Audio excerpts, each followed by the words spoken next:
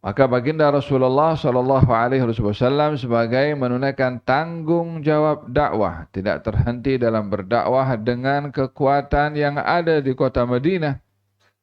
Tidak hanya itu, Nabi menghantarkan pasukan ke tempat lain. Litaquma biwadhifati da'wati ilal Islam, agar supaya pasukan-pasukan yang dihantar itu adalah untuk menyampaikan dakwah. Fa in lam yustajibu qataluhum ala dhalik. Kalau mereka tidak mau menerima, menentang, maka mereka akan diperangi.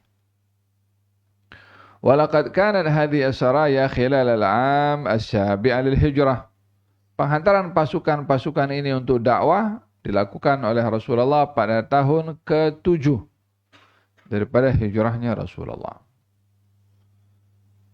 Yakni bermula daripada tahun 1 sampai tahun ke-6 itu semua masih berada di jazirah, di mana di Madinah sahaja. Dakwah itu tidak sampai tersebar. Apa sebabnya? Sebab sibuk dengan perang. Diperangi oleh kaum musyrikin beberapa kali. Dalam setahun mungkin pun ada kalanya lebih daripada sekali peperangan. Jadi tidak ada sempat masa untuk nak menyebarkan dakwah ke wilayah-wilayah yang lain. Karena kondisi tidak aman. Dan demikian memerhatikan dalam kita berdakwah juga kondisi. Tempat yang kita akan pergi berdakwah adalah tempat yang tidak mengancam dan memudaratkan kepada kita.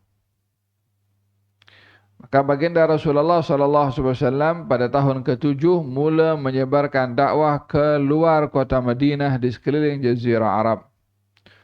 Wa tablughu iddatuha 'asharatu saraya arsalaha an-nabi sallallahu alaihi wasallam bi imratin mukhtalafil sahabah.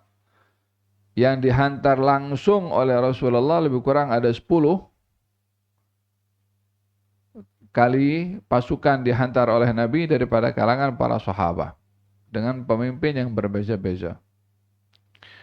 Wa fi hadhihi al-fatra nafsaha bada'a an-nabiy sallallahu alaihi wasallam yab'athu kutuban ila mukhtalafi mulukin wa ru'asa al-alam.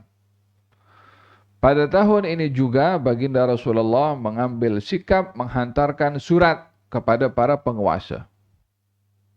Yang masyhur penguasa Rum yang menguasai Eropa dan juga Turki, termasuk juga Syam sekarang itu Syria, Lebanon, itu dahulu masih di bawah kekuasaan Rum. Rum beragama Kristen. Kemudian menghantarkan surat ke para penguasa, di antaranya kepada Persia,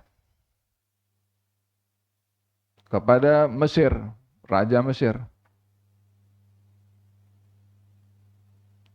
Tamam. Ini beberapa penguasa yang dihantar surat oleh baginda Rasulullah SAW.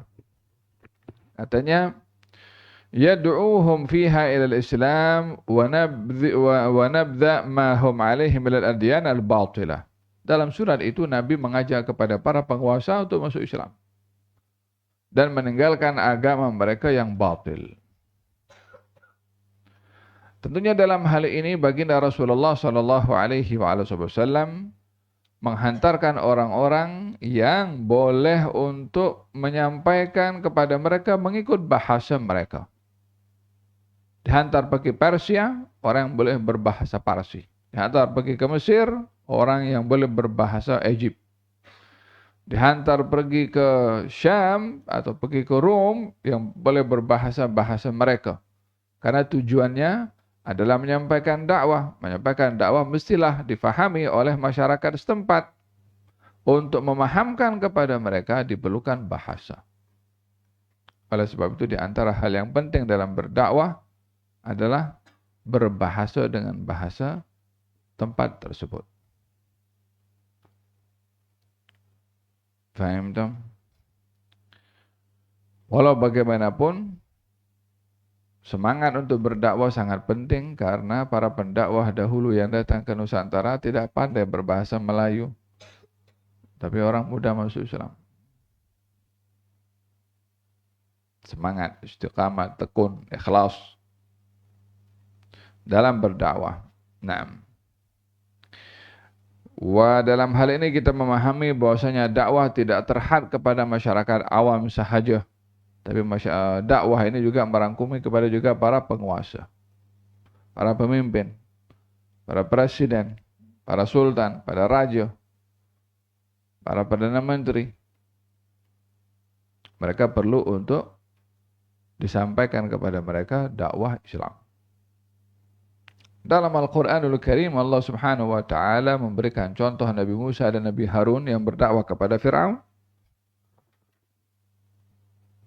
Di dalam Al-Quranul Karim diceritakan tentang dakwahnya Nabi Ibrahim kepada Namrud.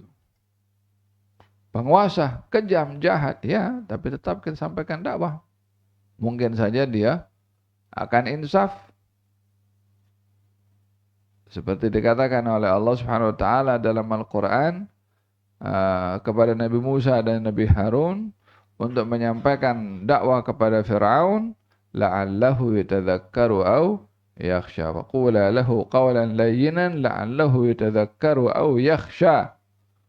Sampaikan kepada Fir'aun dakwah dengan lemah lembut, moga-moga dia akan insaf dan menerima. Yani mengambil peringatan, ya maksudnya beriman. Tapi Fir'aun enggan untuk beriman.